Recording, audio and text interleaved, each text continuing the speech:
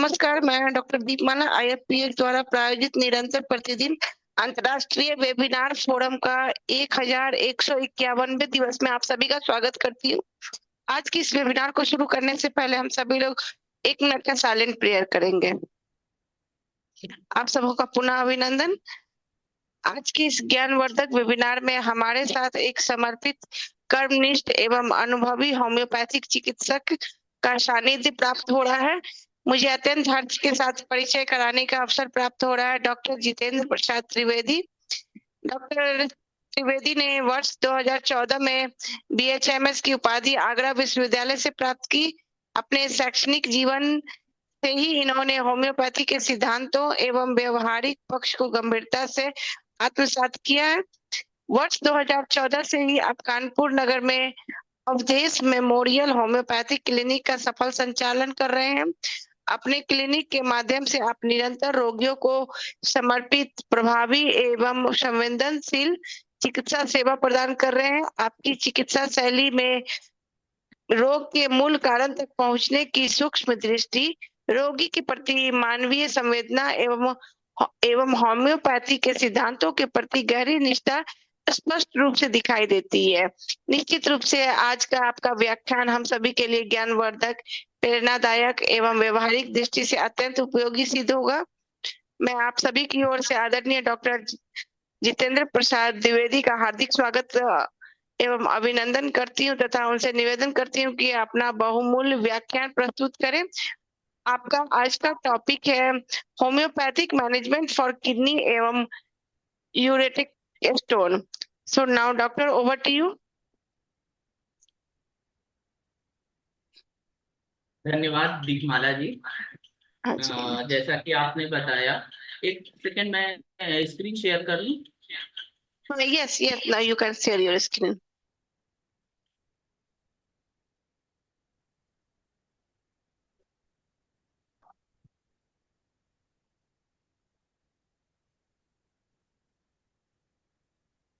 जैसा कि दीपमाला जी ने बताया कि हमारा आज का टॉपिक है रीनल एंड यूरेट्रिक कैलकुलस। सबसे पहले मैं अपने सभी गुरुजनों को प्रणाम करते हुए आज के सेशन का शुभारंभ करना चाहूंगा।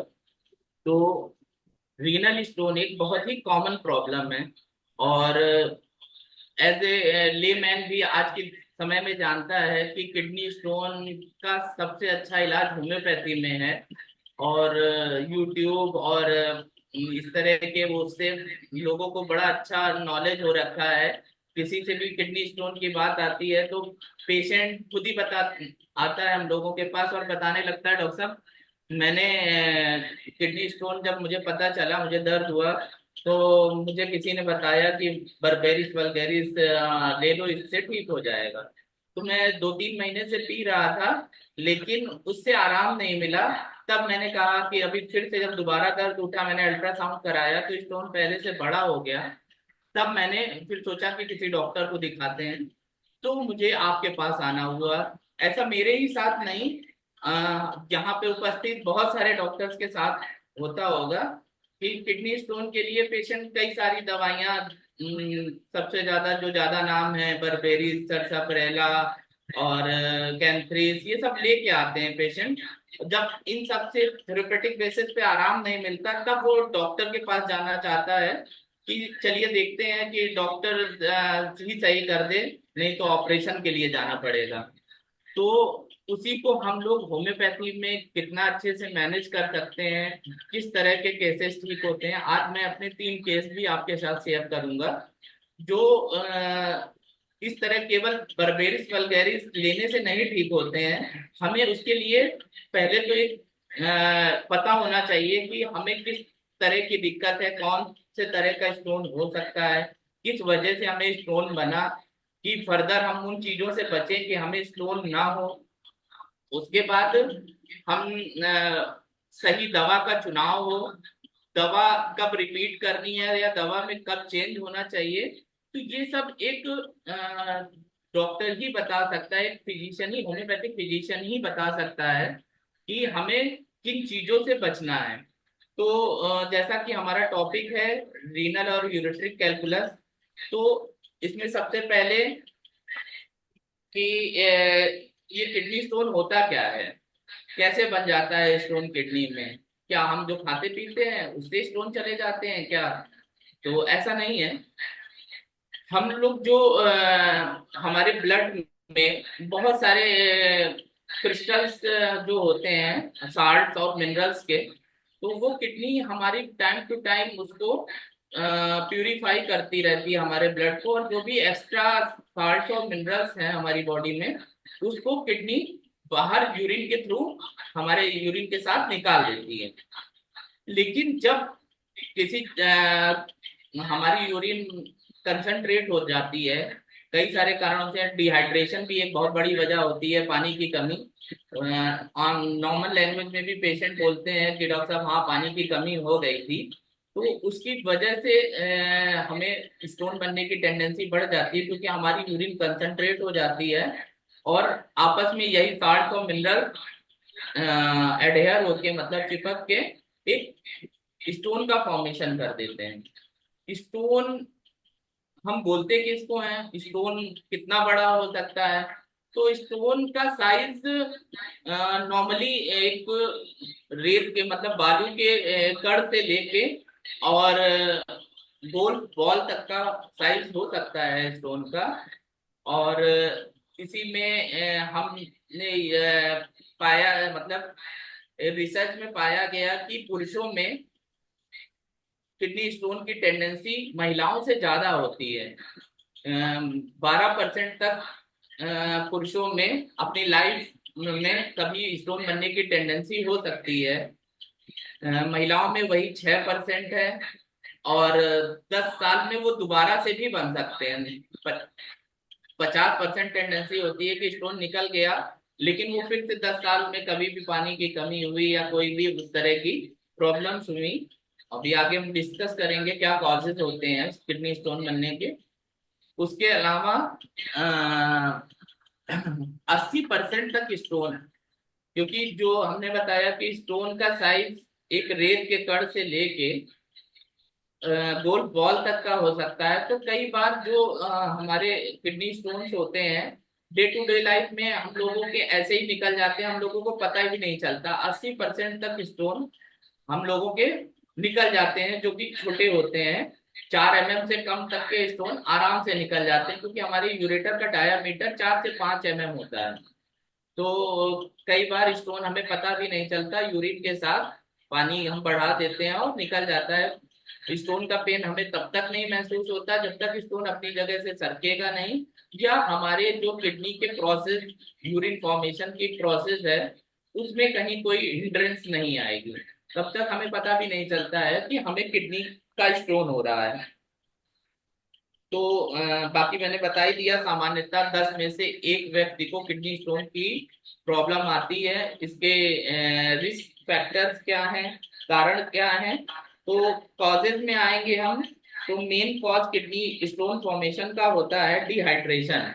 जब भी हम पानी कम पीते हैं या पानी की कमी हो जाती है हमारे, या पसीना स्वेटिंग, हम पानी तो पी रहे हैं लेकिन हमें स्वेटिंग भी उतनी ज्यादा है, तो हमें किडनी स्टोन का फॉर्मेशन हो जाता है। और अभी मैंने एक चीज बताई, पुरुषों में ये 12% तक होता है उनके लाइफ स्पान में, और महिलाओं में 6%। इसका भी एक कारण है कि महिलाओं में कम क्यों होता है स्टोन बनने की टेंडेंसी और पुरुषों में ज्यादा क्यों होती है। तो पुरुषों में ज्यादा होने का कारण होता है कि हमारा जो टेस्टोस्टेरोन हार्मोन होता है वो ऑक्सिलेट क्रिस्टल्स को फॉर्मेशन में हेल्प करता है, ऑक्सिलेट और यूरिक एसिड। तो उससे हमें पुरुषों में स्टोन बनने की टेंडेंसी ज्यादा होती है। उसी जगह महिलाओं में जो इस्ट्रोजन हार्मोन होता है वो कैल्शियम को मतलब कैल्शियम आयन को यूरिन में जाने से रोकता है, तो हमारे कैल्शियम ऑक्सलेट के स्टोन्स फॉर्मेशन कम हो पाती है।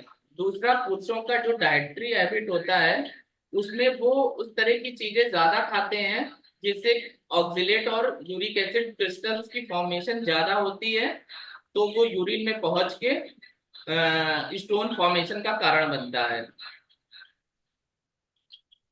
ठीक है, तो ये हो गया पुरुषों में ज्यादा क्यों होता है टेंडेंसी और महिलाओं में कम क्यों होती है।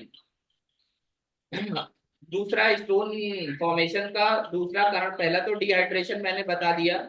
फिर जो लोग ज्यादा नमक खाते हैं, बोला जाता है खाने में नमक ज्यादा ना खाइए नहीं तो किडनी पे असर पड़ेगा।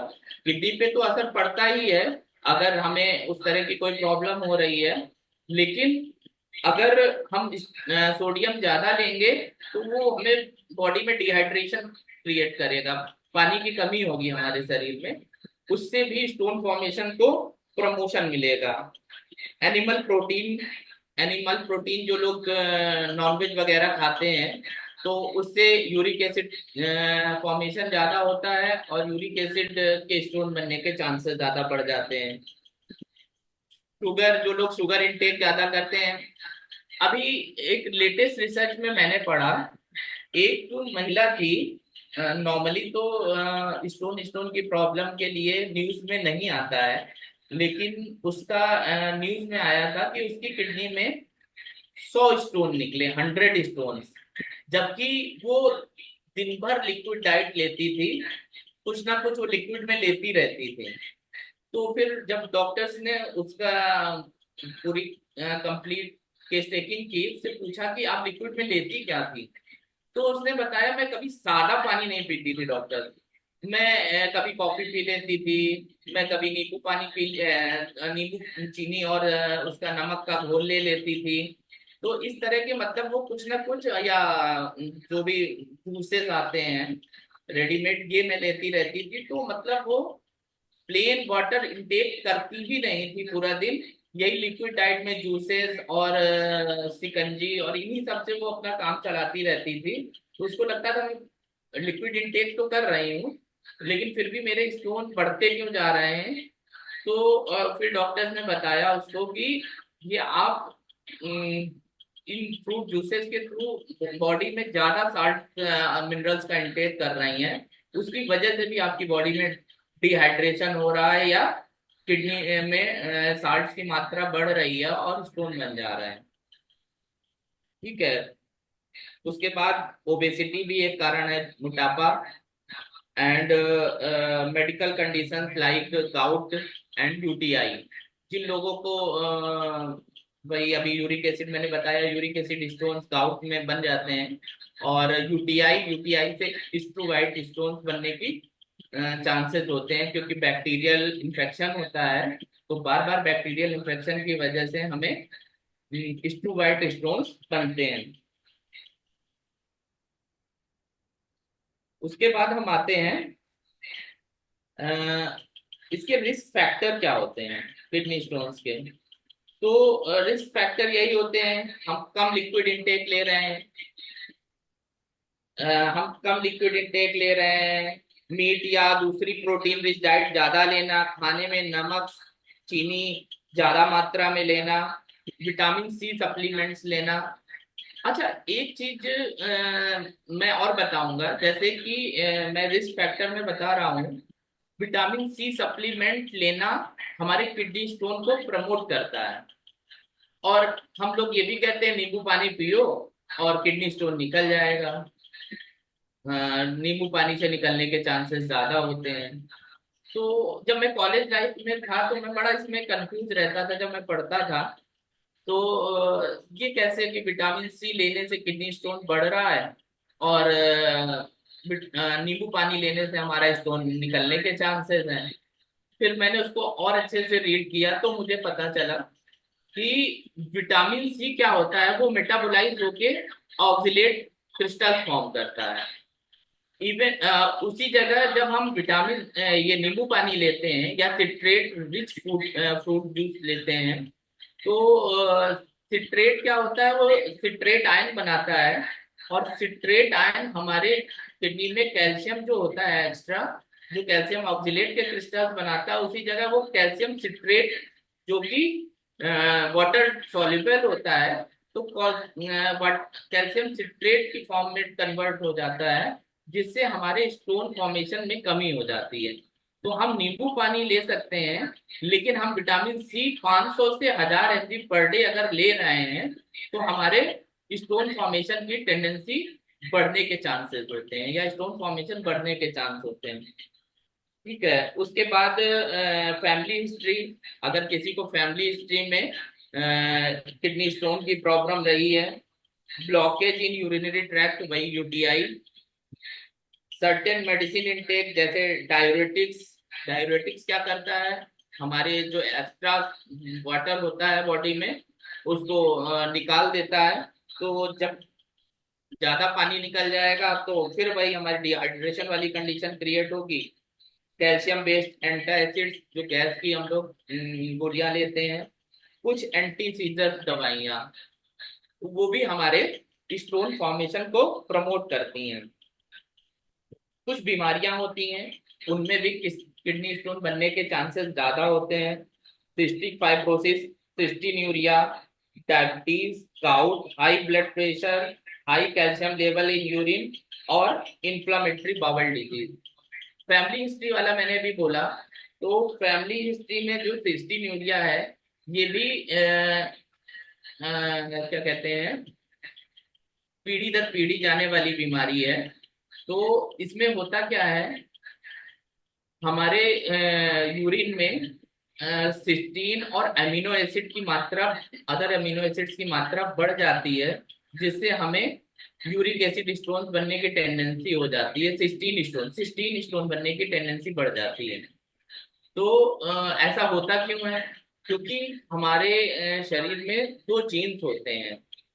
अगर जब वो जीन्स का मेटास्टेसिस हो जाता है, मेटास्टेसिस की वजह से वो एक तरह की प्रोटीन का जो फॉर्मेशन करते हैं वो नहीं कर पाते हैं। वो प्रोटीन क्या करती है, हमारी ब्लड में जो सिस्टीन और अदर अमीनो एसिड है उसको बाउंड करने का काम करती है।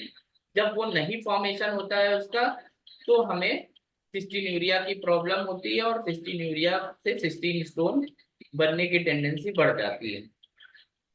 Kidney cyst, obesity, osteoporosis, parathyroid disease और हेमिप्लेजिया, इन सब में भी स्टोन बनने की टेंडेंसी ज्यादा हो जाती है, बढ़ जाती है। अब इसके सिम्टम्स क्या होते हैं, पहले कितने तरह के होते हैं स्टोन? तो मेनली 4 टाइप्स के किडनी स्टोन होते हैं, जैसा कि आप इसमें स्लाइड में देख पा रहे होंगे कि अपीयरेंस कैसी होती है। कैल्शियम ऑक्सलेट के स्टोन्स कैसे दिखते हैं, यूरिक एसिड स्टोन्स हमें कैसे दिखते हैं, और स्टू वाइट स्टोन्स हमें कैसे दिखते हैं। स्टू वाइट स्टोन जब ज्यादा बड़े हो जाते हैं तो इसको हम स्टेक हॉर्न स्टोन भी कहते हैं। बारहसिंगा की तरह उसमें स्टिंगे निकल आती हैं, काफी बड़े हो जाते हैं। मैंने एक पेशेंट मेरे पास आया था रिपोर्ट लेके, उसको 40 mm का स्टू वाइट स्टोन था। उसको जो उसमें दिया हुआ था कि उसने वो भी कराया था सिटी स्कैन एब्डोमेन का। तो उसमें मैंने देखा भी कि उसके मतलब ऑन्स क्या, वही स्टार लाइक, मतलब स्टार फिश जैसे होती है वैसे ही उसके स्टोन में शेप बना हुआ था। तो वैसे स्टोन क्योंकि बार बार बैक्टीरियल इन्फेक्शन की वजह से बन रहे हैं, तो मुश्किल होता है। जब इतना बड़ा स्टोन हो जाता है तो उसका सर्जिकल रिमूवल ही होता है। तो मैंने उस पेशेंट को सर्जिकल रिमूवल की ही एडवाइस दी थी, क्योंकि उसको उस टाइम दिक्कत बहुत हो रही थी। ठीक है, फिर कैल्शियम फॉस्फेट स्टोन और सिस्टीन स्टोन, सबका अपीयरेंस दिया है।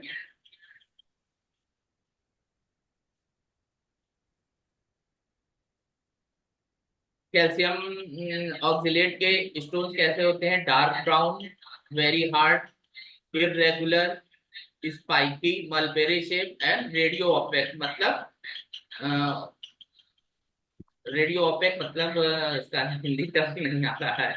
यूरिक एसिड स्टोन स्मूथ होते हैं, येलो ब्राउन होते हैं, राउंड होते हैं, रिलेटिवली सॉफ्ट होते हैं कैल्शियम ऑक्सलेट स्टोन्स की अपेक्षा, और radio lucent on plain x-ray. स्टू वाइट स्टोन कैसे होते हैं, वाइट ऑब्लिक ग्रे, मतलब वाइट दिखेंगे या ग्रे दिखेंगे, सॉफ्ट होंगे, ब्रांचिंग स्टैगहॉर्न, फिर renal pelvis and calyces. Cystine stone smooth waxy yellowish hexagonal crystals in urine. Radio opaque ये भी होते हैं यूरिक एसिड स्टोन्स की तरह। अब हम आते हैं कि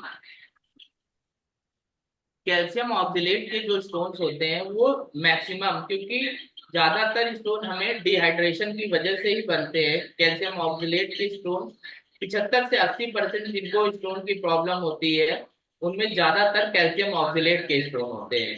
ये मोस्ट कॉमन होते हैं एसोसिएटेड विद हाइपर कैल्यूरिया। कैल्शियम और ज्यादा होता है इनमें। हाइपर ऑक्सीड्यूरिया, ऑक्सीलेट ज्यादा होता है, हार्ड होते हैं, डार्क ब्राउन होते हैं, मलबेरी शेप्ड होते हैं और रेडियो ऑपेक होते हैं। अब कैल्शियम स्टोन जब हम डाइट में कैल्शियम ऑक्सीलेट जब हम डाइट में ज्यादा ऑक्सीलेट या कैल्शियम लेते हैं और पानी की कमी हो जाती है तो ये आपस में एडहेयर होके कैल्शियम ऑक्सीलेट का स्टोन बना देते हैं। तो हमें ऐसी डाइट से बचना है जो ऑक्सीलेट रिच हो, जो हमारे कैल्शियम ऑक्सीलेट स्टोन्स को प्रमोट करे। तो हमें खाने पीने में उन चीजों को कम लेना है जब हमें इस तरह के स्टोन बने हुए हैं या हमें है स्टोन या बनने की टेंडेंसी है। तो हमें खाने में क्या नहीं लेना चाहिए? सब्जियों में हमें पालक, चुकंदर के पत्ते, भिंडी, शकरकंद मतलब पत्ते वाली सब्जियां कम लेनी चाहिए जिससे ऑक्सीलेट बॉडी में ज्यादा ना जाए। फिर नट्स एंड सीड्स में बादाम, काजू, मूंगफली इनको अवॉइड करना चाहिए अगर हमें कैल्शियम ऑक्सीलेट स्टोन्स है। ग्रेन्स में हमें अंकुरित गेहूं, चोकर युक्त अनाज, सोया मिल्क इनको अवॉइड करना है। और लिक्विड में हमें ब्लैक टी, हॉट चॉकलेट और इंस्टेंट कॉफी। कॉफी वैसे भी बहुत सारे लोग तो आजकल जानते ही हैं कि कॉफी नहीं पीनी चाहिए, तो अगर हमारा होम्योपैथिक ट्रीटमेंट चल रहा है तो वो अवॉइड भी करते हैं। लेकिन अगर स्टोन की प्रॉब्लम है तो उसको और बताइए कि आपको कॉफी या इंस्टेंट कॉफी से जरूर बचना है। ब्लैक टी नहीं लेनी है आपको, हॉट चॉकलेट नहीं लेनी है। अब दूसरा आता है यूरिक एसिड स्टोन्स।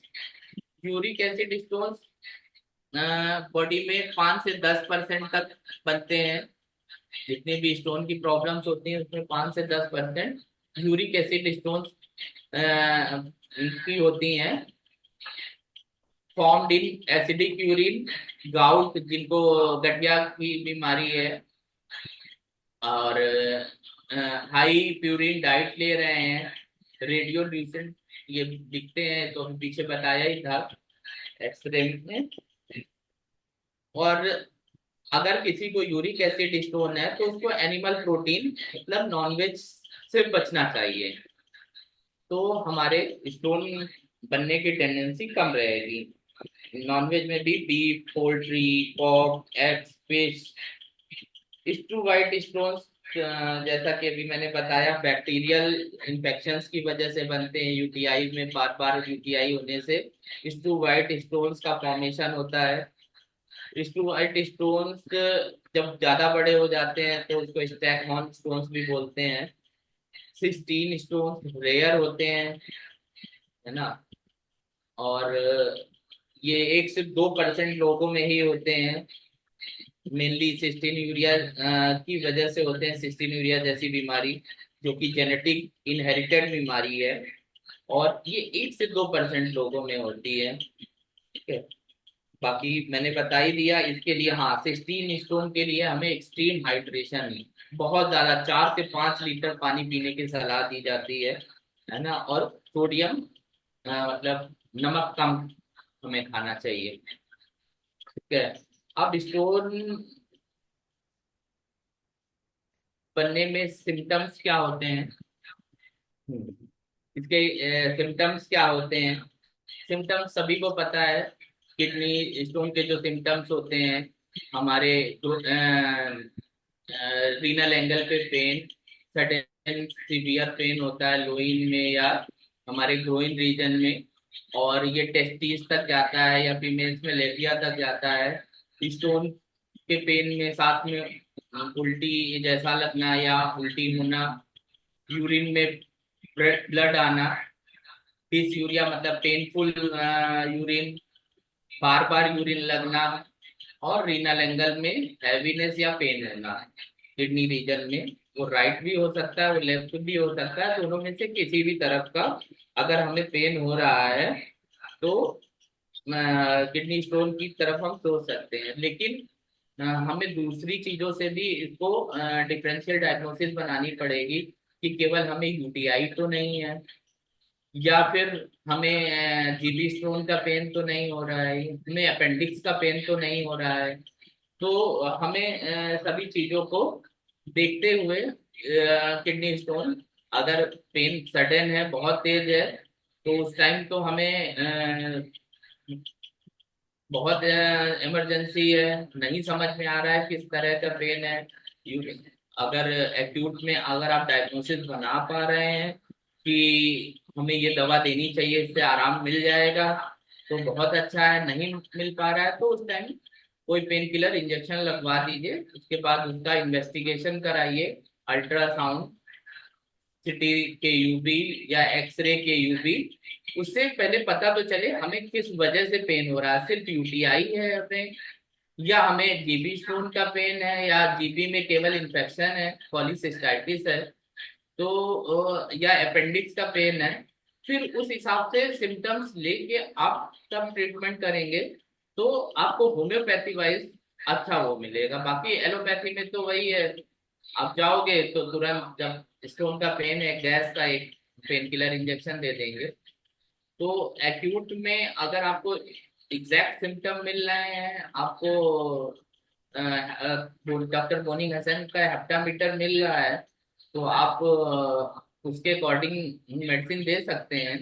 लेकिन अगर आपको लग रहा है कि डाउटफुल है हमारे, हम किस चीज की दवा दें, किस सिम्टम के हिसाब से दवा दें, तो आप उसके हिसाब से पहले इन्वेस्टिगेशन कराइए, जब कंफर्म हो जाइए तब उसका ट्रीटमेंट करिए। अच्छा, होता क्या है, हम लोगों के पास जब कोई पेशेंट आता है तो हो सकता है वो केवल किडनी स्टोन का पेन लेके आया हो, लेकिन बहुत सारी बीमारियां उसके साथ में भी होती हैं। तो मैं किसी को वो नहीं कर रहा हूँ, लेकिन बहुत सारे डॉक्टर्स क्या करते हैं, हर चीज के लिए एक अलग अलग दवा दे देते हैं। अभी जैसे मेरे पास एक पेशेंट आए, अ, उनको किडनी स्टोन की दवा ले रहे थे, उनको प्रोस्टेट भी बढ़ा हुआ था, उसकी भी दवा चल रही थी, ऐसे करके मतलब 13-14 दवाइयां, कुछ कॉम्बिनेशन थे। एक हमारे कानपुर के ही डॉक्टर साहब थे, कुछ अपनी दवाइयां अपने कंपनी में मैन्युफैक्चर भी कराते हैं, वो कहीं और से मिलेंगी भी नहीं, कुछ उस तरह, मतलब 13-14 दवाइयां। पेशेंट कई बार इतना परेशान हो जाता है, डॉक्टर साहब हर 2 मिनट या हर आधे घंटे में हमें दवा लेनी है, हम कैसे टाइमली मैनेज कर पाएंगे इन दवाइयों को। और हम दिन भर इसी में उलझे रहते हैं, इससे तो हम धीरे धीरे डिप्रेशन में जा रहे हैं। इतनी दवाइयां हम कैसे खाएं, और इतनी दवाइयां खाने के बाद ना कुछ खाना अच्छा लगता है, दिन भर वही अल्कोहल जैसा या दवाई दवाई जैसा मुंह में बना रहता है। होम्योपैथी का खोज तो डॉक्टर हैनीमैन ने इन सब चीजों से बचने के लिए की थी ना। अगर हम भी वही करने लगेंगे कि सिम्टोमेटिक ट्रीटमेंट करेंगे तो कैसे चल पाएगा। डॉक्टर हैनीमैन ने तो यही सोचा था ना कि एक रैपिड, जेंटिल और स्मूथ होना चाहिए अपना ट्रीटमेंट, मतलब highest title of second opposition मैं याद कर रहा हूँ कि बहुत पेशेंट को दिक्कत नहीं होनी चाहिए उसमें।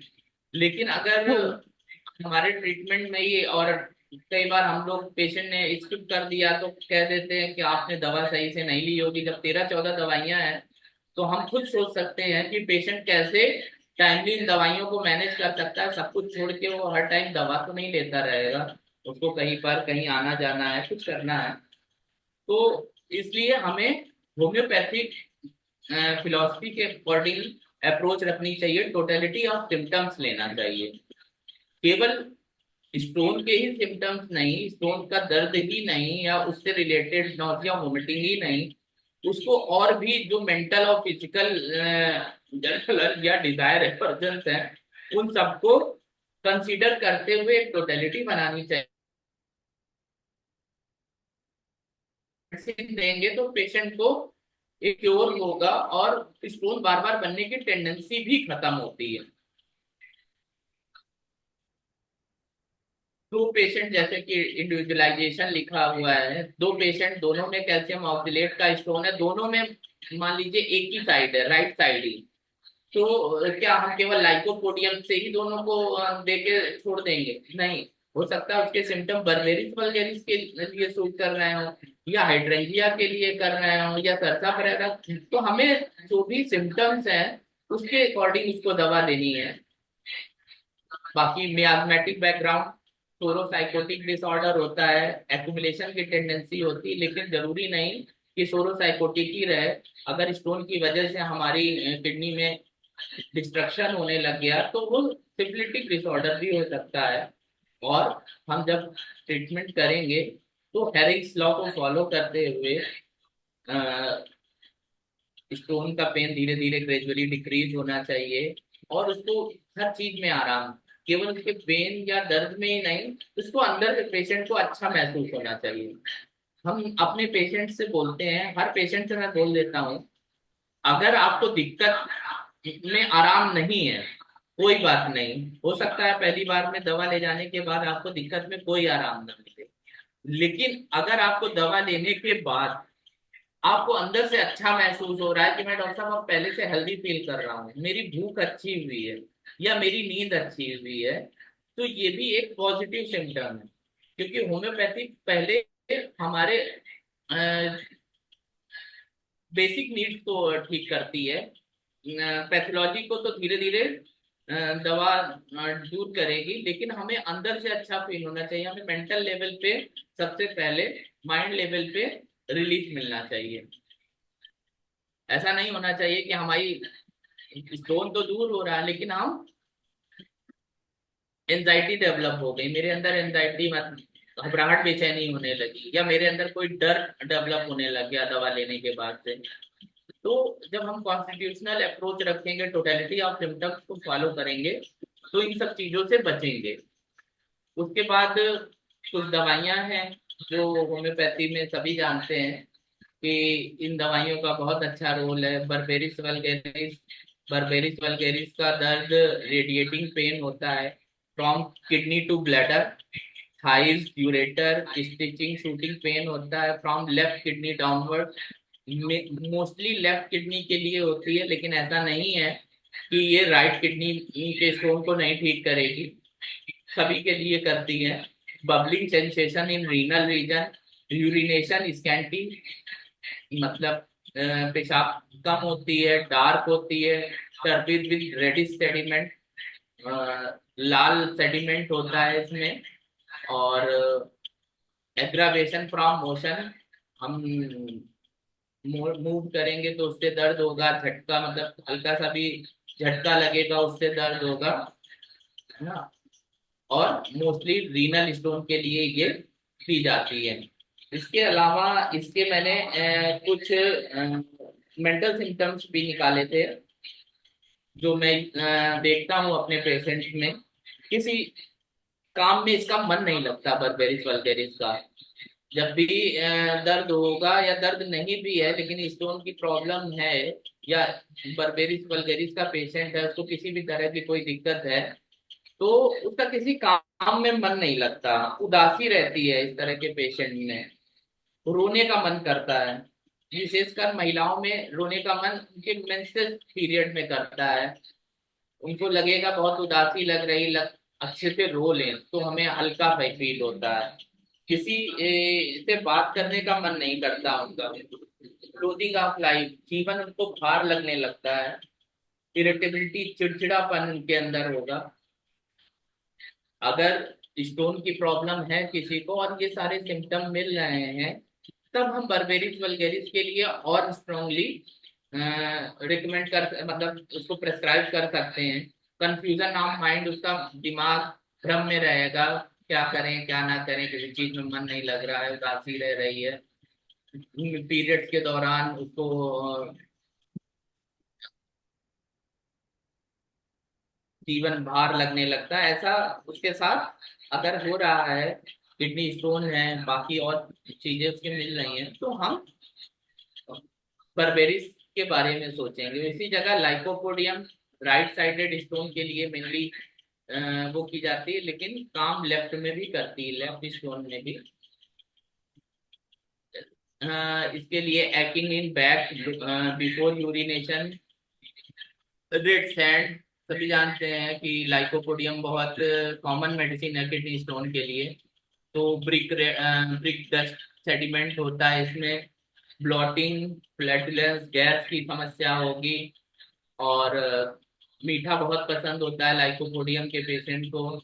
एग्रावेशन 4 से 8, शाम के 4 से 8 में एग्रावेशन की ज्यादा टेंडेंसी होती है, इसलिए हम लोग कभी भी अगर लाइकोपोडियम का पेशेंट है तो दवा 4 से 8 के बीच नहीं देते हैं कि एग्रावेशन पीरियड है और ज्यादा एग्रावेट कर सकती है दिक्कत। डीप एक्टिंग कॉन्स्टिट्यूशनल मेडिसिन होती है। लाइकोपोडियम का देखें तो मेन थीम होता है fear of remaining small and insignificant. Lycopodium डरता है कि मैं अपनी पहचान ना खो दूं, मैं लोगों से छोटा ना रह जाऊं। तो इसलिए वो दिखावा करता है, शो ऑफ करता है कि मैं बहुत पावरफुल हूँ। वो पावर गेन भी करने एम्बिशियस भी बहुत हो जाता है कि मैं ज्यादा पावरफुल बन जाऊंगा तो लोग मुझे छोटा नहीं समझेंगे। तो लाइकोपोडियम का पेशेंट के अगर स्टोन है तो उसके मेंटल सिम्टम्स भी अगर मैच कर रहे हैं तो वो उसको और भी सारी दिक्कतों में पेशेंट को आराम दिलाएगी। रिस्पॉन्सिबिलिटी एवर्जन होता है लाइकोपोडियम में, lack of self confidence, cowardish, timid होता है। लाइकोपोडियम और नक्स में यही मेन बहुत बड़ा डिफरेंस रहता है कि लाइकोपोडियम चालाकी से आगे बढ़ना चाहता है क्योंकि वो टिमिड होता है, कावर्डिश होता है, उतनी मेहनत नहीं करना चाहता है, मेंटली जल्दी थक जाता है, फिजिकली वीक होता है, इंटेलेक्चुअल तेज होता है, मतलब उसका दिमाग तो तेज होता है लेकिन वो फिजिकली थक बहुत जल्दी जाता है। ठीक है।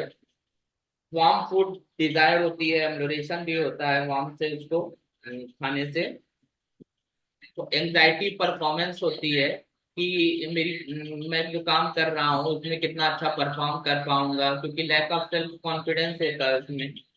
तो अगर ऐसे सारे सिम्टम मिल रहे हैं, एम्बिशियस है कोई पेशेंट, उसके अंदर कॉन्फिडेंस की कमी है, जल्दी से किसी चीज में आगे बढ़ना चाहता है, उसके लिए उसको कुछ भी करना पड़े, ज्यादा मेहनत ना करना पड़े लेकिन वो जल्दी से आगे बढ़ जाए और चीजों को बढ़ा चढ़ा के बताए, शो ऑफ करे कि मेरे पास डॉक्टर साहब ये है वो है, पता नहीं कैसे दिक्कत हो गई, मैं तो इतने ऐशो आराम में रहता हूँ, मैं तो सब फॉलो करता हूँ। तो थोड़ा सा हमें मेंटल सिम्टम्स भी देखने चाहिए जिससे हम एक बेटर डायग्नोसिस बना पाएंगे और एक पेशेंट को ज्यादा अच्छे वे में सही कर पाएंगे।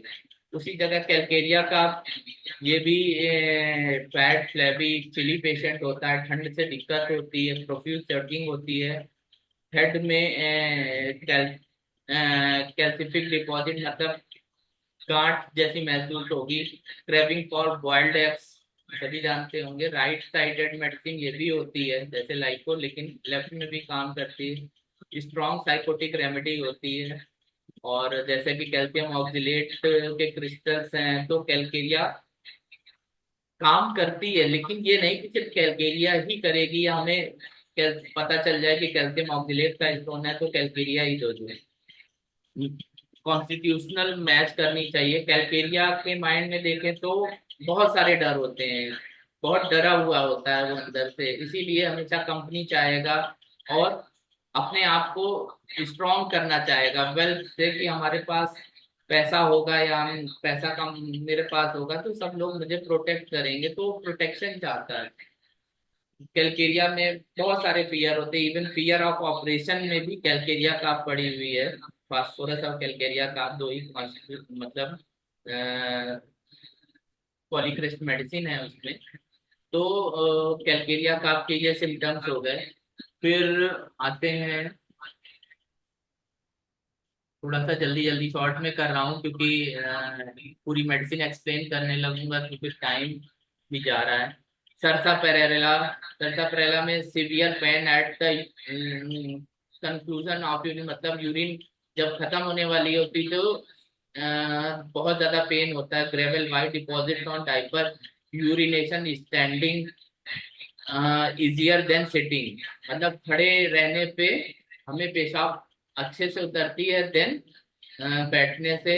रीनल कोलिक विद अर्जिंग, मतलब किडनी में दर्द होगा और लगेगा बार बार पेशाब करने जाएं। राइट साइडेड प्रीडोमिनेंस, लेफ्ट में भी काम करेगी। कैंथ्रिस, कैंथ्रिस का सभी जानते हैं, बर्निंग सेंसेशन होता है, चाहे उसको यूरिन में हो, चाहे वो स्किन की प्रॉब्लम में हो या कोई और प्रॉब्लम हो। तो कैंथ्रिस का सबसे अच्छा मतलब प्रीडोमिनेंट सिम्टम है burning. Intolerable burning urging before, during, after urination. Hematuria, urine में ब्लड भी आ सकता है। Cutting, standing pain in urethra, acute inflammation stage, इसका दर्द बहुत ज्यादा तेज होता है।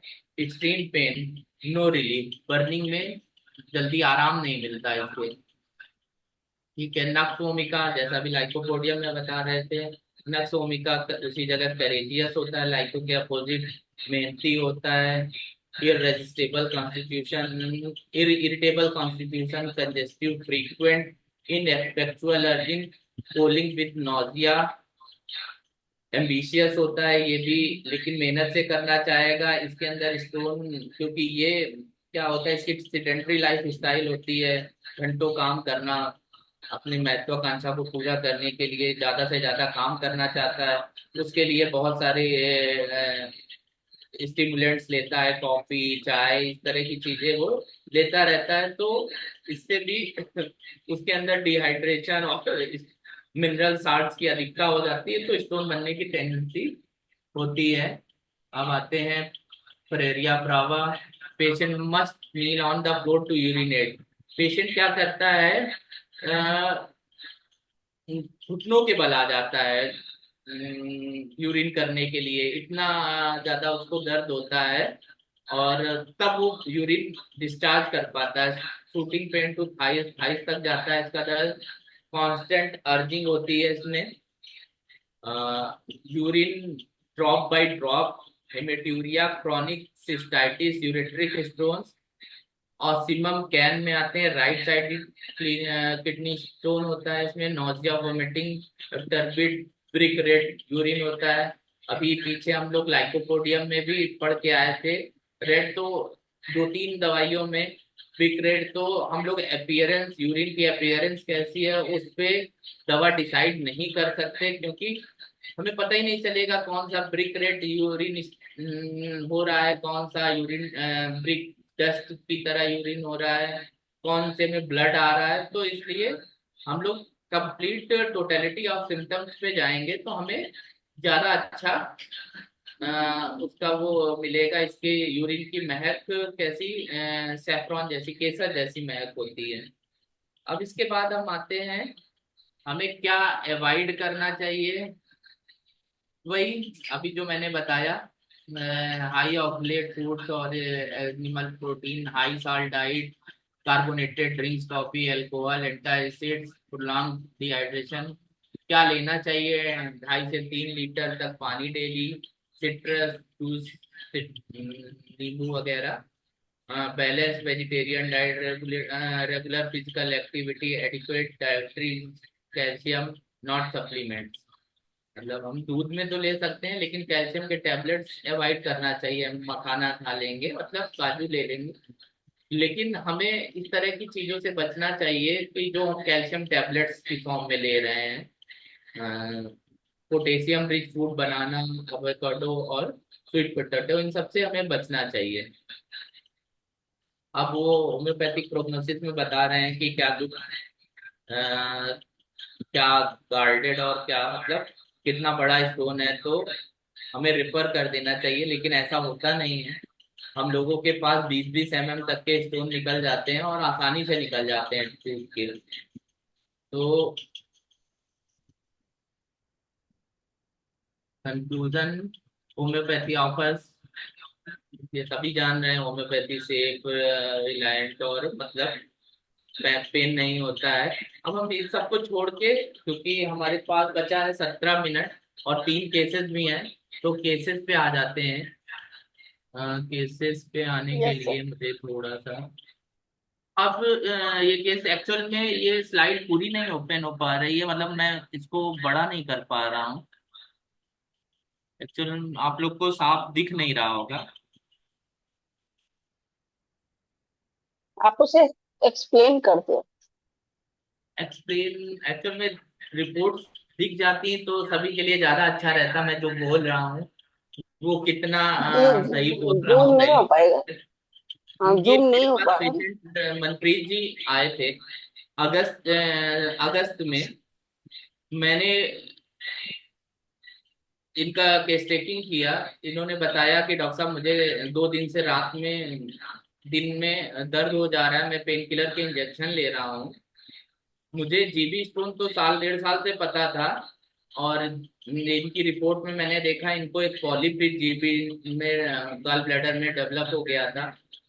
लेकिन इनको यूरेटर में 11.2 mm का स्टोन फंसा हुआ था, जो कि 2 दिनों से इनको भीषण पेन हो रहा था। ये पेन किलर और गैस के इंजेक्शन ले रहे थे। मैंने इनका ट्रीटमेंट स्टार्ट किया, पूरी कंप्लीट केस टेकिंग करके। सितंबर में इन्होंने फिर से अल्ट्रासाउंड कराया। एक सेकंड। इनका स्टोन जो 11.2 mm का था, 11.2 mm का था, वो 7.4 mm का हो गया यूरेटर वाला। और इनका जो जीबी में स्टोन था वो वैसे ही एज इट इज रहा। जीबी पॉलिप खत्म हो गया। ठीक है, मैं इनकी अभी दवा भी बताऊंगा मैंने क्या दवा की। जीबी पॉलिप इनका खत्म हो गया, स्टोन यूरेटर वाला 7.2 हो गया, और किडनी में 3 छोटे छोटे स्टोन्स थे। वो 7 पॉइंट, वो 1 2 2 mm के थे, ऐसे करके वो सारे एक साथ होके 4 mm का हो गया। फिर उसके बाद इन्होंने अभी मार्च में अल्ट्रासाउंड कराया। मार्च वाले में इनको, ये लास्ट वाले में दिया हुआ है जो अरुण शर्मा डायग्नोस्टिक, इनका यूरेटर का भी स्टोन निकल गया, इनके किडनी के भी स्टोन खत्म हो गए, इनका जीबी पॉलिप भी नहीं दोबारा से दिखा। सिर्फ जीबी स्टोन बचा हुआ है। जीबी स्टोन के लिए मैंने इनको पहले ही बोल रखा है कि आपको ऑपरेट कराना पड़ेगा। बहुत कम पॉसिबिलिटी होती है डिसॉल्व होने या निकलने की। पेशेंट को इसके साथ गर्दन में भी दर्द था, पीठ में दर्द रहता था, उन सब में भी आराम मिला, और स्टोन उसके खत्म हो गए। तो इसके मैंने सिम्टम्स लिए थे, element from anger suppressed. Anger suppressed इसलिए लिया था कि इनकी वाइफ और मदर दोनों ही घर में रहती हैं। वाइफ तैयारी कर रही थी, पढ़ाई कर रही हैं बैंकिंग बैंकिंग जॉब के लिए कि कहीं कोई जॉब लग जाए। काम वो समय कम दे पाती हैं। मदर का ये रहता है, इनके 2 छोटे बच्चे भी हैं, 2 बेटियां हैं। तो मदर का ये रहता है मैं अकेले कितना काम करूं, बच्चों को भी देखना है। और तो कुछ ना कुछ दोनों लोगों के बीच, और पास में ही एक्चुअल में बिटिया मतलब बहन की भी इनकी शादी हो रखी है। तो वो सारा फैमिली को रहता है कि बहन का मदर के साथ ज्यादा अटैचमेंट रहता है, मदर का बहन के लिए। तो इसलिए भी इनकी वाइफ को लगता है कि मदर पार्शियलिटी कर रही हैं। अच्छा, ये जानते हैं दोनों लोग अपनी अपनी जगह सही हैं, कुछ ना कुछ दोनों लोगों में मिसअंडरस्टैंडिंग है, बाकी ऐसा नहीं है कि कोई किसी के साथ गलत कर रहा है।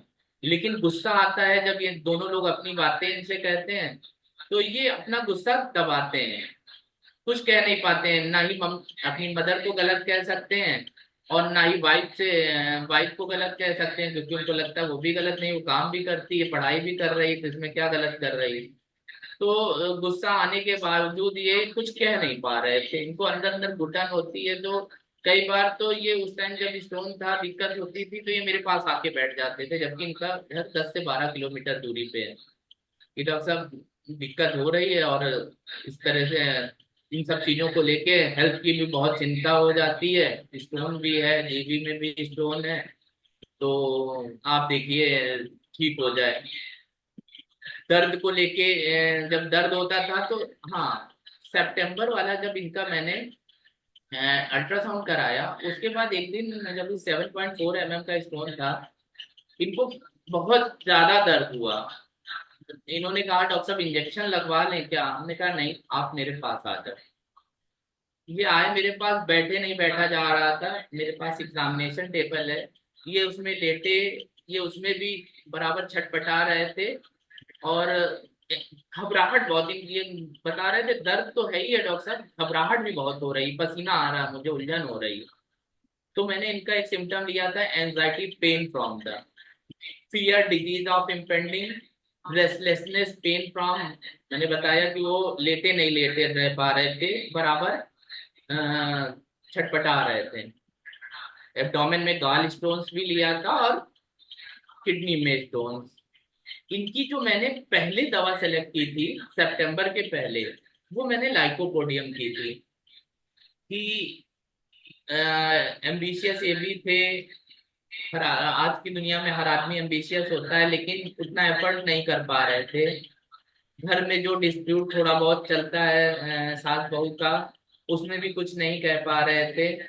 और इनका ओवरऑल कॉन्स्टिट्यूशन और सब चीजें देखने के बाद मुझे लगा कि लाइकोपोडियम ज्यादा सूट करेगी इनको। तो मैंने लाइकोपोडियम किया, लेकिन 1.5 महीने में स्टोन तो कम हुआ, पॉलिप भी गया। लेकिन जब ये यूरेटर वाला पेन इनको दोबारा उठा और ये मेरे पास आए छटपटा रहे थे, तब मैंने इनकी आर्सेनिक उस टाइम दवा लगवाई और 15 मिनट के अंदर, एक्चुअली मैं बाल से इलाज करता हूँ, मैं ये भी बता दूं, तो मैंने दवा इनको खाने पीने के लिए ना देके इनका बाल बस लाइको से हटा के आर्सेनिक में किया। और 10 से 15 मिनट बाद ये फिर आके मेरे पास बैठ गए। इनका स्टेटमेंट भी है, मैं सुनाता हूँ।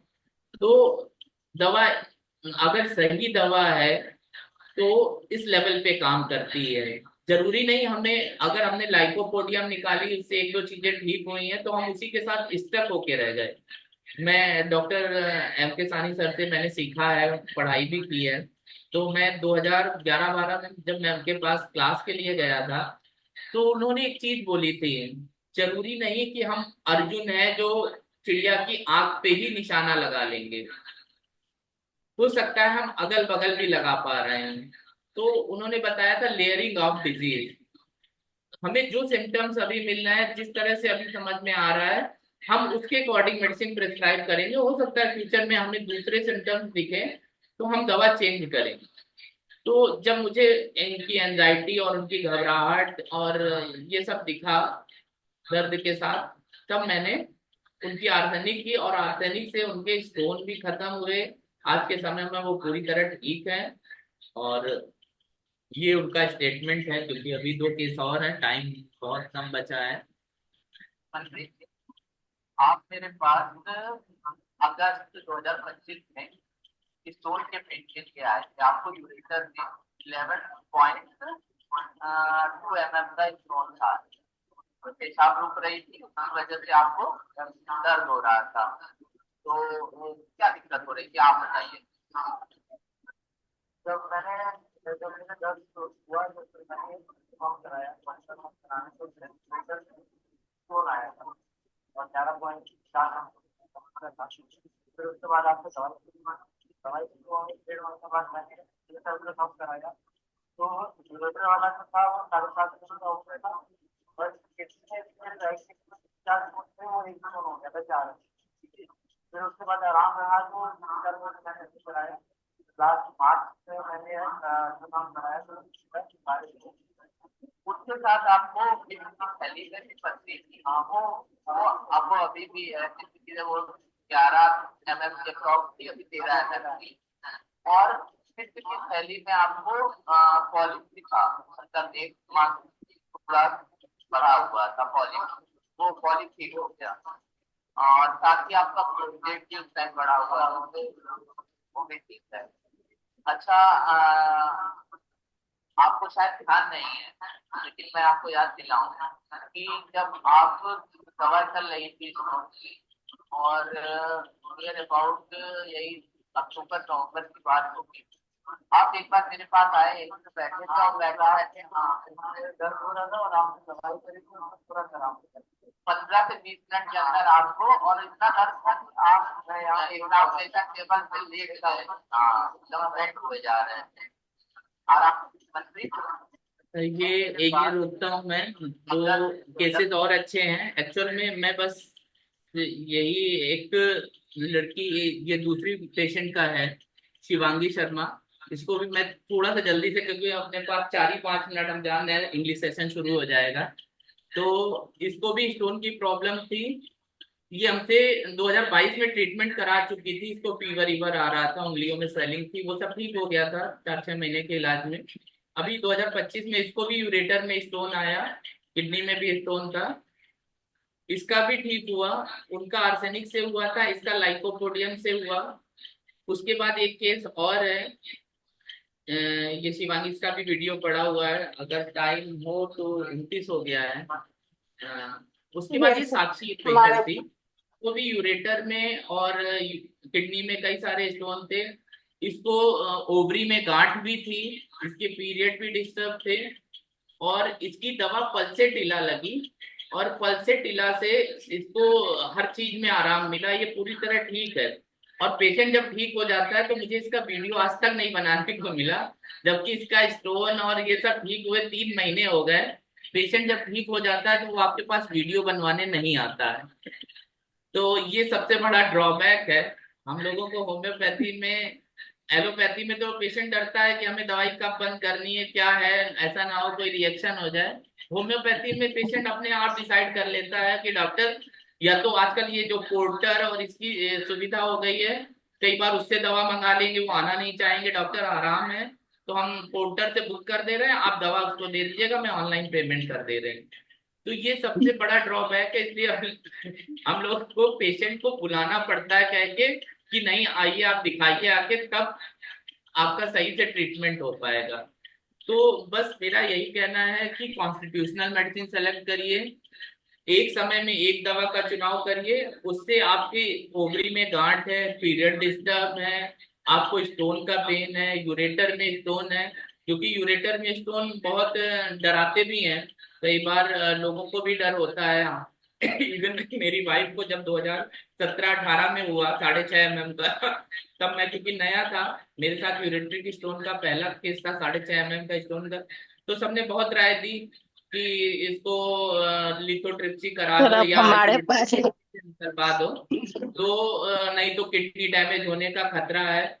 तो खतरा तो होता है, लेकिन होम्योपैथिक मेडिसिन चल रही है, दर्द नहीं हो रहा है, क्योंकि जब हमें बराबर दर्द बना हुआ, हम पेन किलर लेके दर्द ठीक कर रहे हैं, तो खतरा ज्यादा है। लेकिन अगर हमें दर्द नहीं हो रहा है, सब कुछ स्मूथ चल रहा है, इसका मतलब स्टोन हमारा धीरे धीरे डिसॉल्व हो रहा है, निकल रहा है।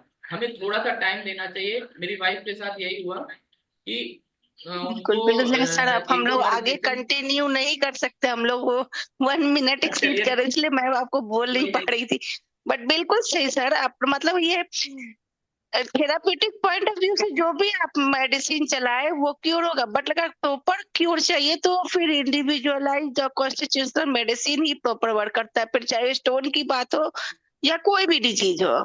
सिम्टोमेटिक आप ट्रीटमेंट देंगे तो जरूर वो क्योर होगा। अब हम लोग आगे नहीं मुझे बढ़ सकते। अगर थैंक यू कुछ सर, बहुत पूछना हो तो अच्छा। मैं मोबाइल नंबर बोल दे रहा हूँ, आप मेरे मोबाइल नंबर पे पूछ सकते हैं, क्योंकि यहाँ पे सेशन का टाइम ओवर हो गया है। हाँ तो बिल्कुल बिल्कुल बिल्कुल। मेरा मोबाइल नंबर है 9452 818 हाँ 440। हाँ, थैंक यू सर। रिपीट अब कर ना रहा हूँ। हो, अब हम लोग टाइम एक्सीड कर रहे हैं, इसीलिए थैंक यू वेरी मच। आप ऐसे ही आते रहिए और नेक्स्ट सेशन में भी अपना एक्सपीरियंस हम लोग को शेयर करते रहिए। थैंक यू आईएफपीएच की वेलकम भी जी। आपसे बहुत बहुत धन्यवाद। अब हमारा हिंदी सेशन खत्म हो रहा है और इंग्लिश सेशन स्टार्ट होने जा रहा है, सो अभी मैं डॉक्टर धनेश सर को हैंड ओवर कर रही हूँ। Over to you sir.